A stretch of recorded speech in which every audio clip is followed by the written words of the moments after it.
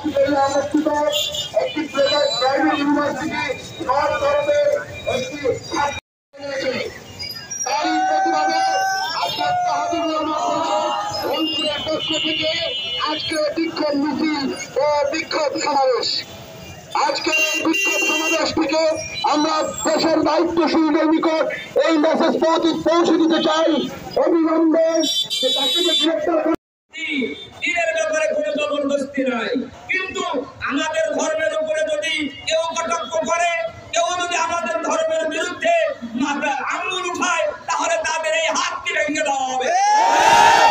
আমরা সরকারের কাছে আহ্বান জানাই, যদি এই প্রতারণাকারী, ষড়যন্ত্রকারী, কোরআন অবমাননাকারী তাদেরকে গ্রেফতার করে দৃষ্টান্তমূলক শাস্তি দেওয়া না হয়, তাহলে তাওহীদি জনতা তারা কিন্তু বসে থাকবে না, তারা মাঠে নেমে যেখানেই পাবে তাকে নাস্তানাবুদ করে দেবে।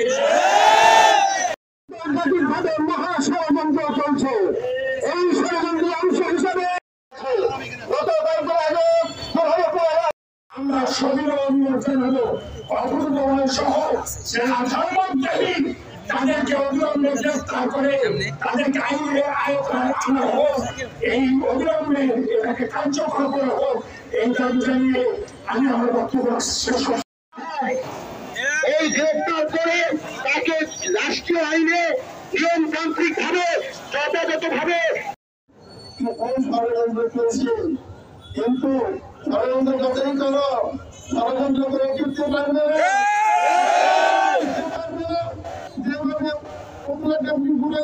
চলে যেতে হয়েছে পূর্ববর্তী সরকারকে, এখনো যারা এই ধরনের আচরণ করবে তাদেরও বাংলাদেশে স্থান নাই, বাংলাদেশে থাকতে পারবে না।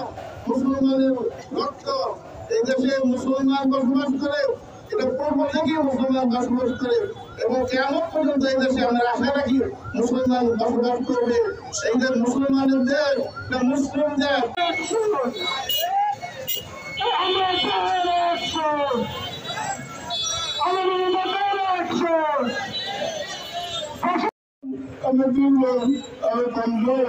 আমরা কমজোর হলেও আমরা ময়দানে কিছু পারি না, দিনের বিরুদ্ধে কথা বলবে, ইসলামের বিরুদ্ধে কথা বলবে।